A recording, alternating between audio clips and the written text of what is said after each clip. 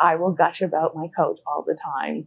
I think the best part about having Christian as a coach was that he was familiar with my industry. So we had that commonality. So he understood sort of what the challenges could be and what the advantages could be.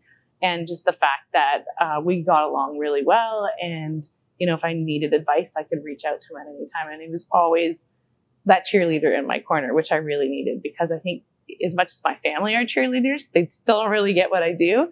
But Christian did. So super beneficial.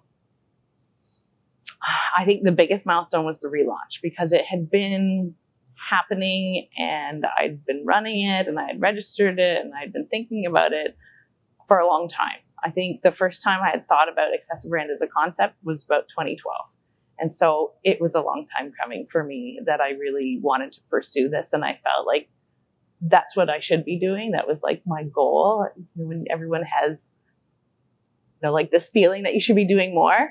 So I think just the relaunch in itself, I was so nervous and so excited. That was a huge milestone.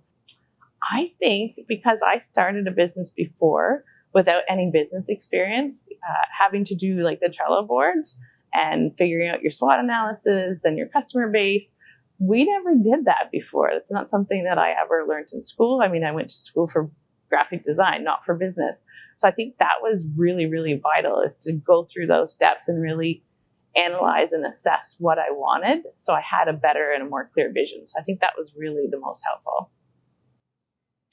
I have lots of visions. Things change all the time, but we recently added Accessibrand Academy to our roster of services, which is training for creatives and HR and writers and graphic designers, so they can start learning about best practices of accessibility being integrated into design and marketing. So I think I'd love to see more of the courses done.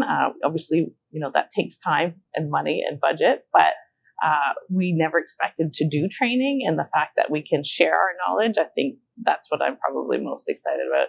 And the opportunity to hire more people with disabilities, of course. The biggest thing I can tell anyone is try to fight the fear of failure, because no matter what you do in life, there's always the opportunity for failure, but you're just going to have more regrets if you don't at least try. And then to look at failure as not a negative thing, as something that you can learn from.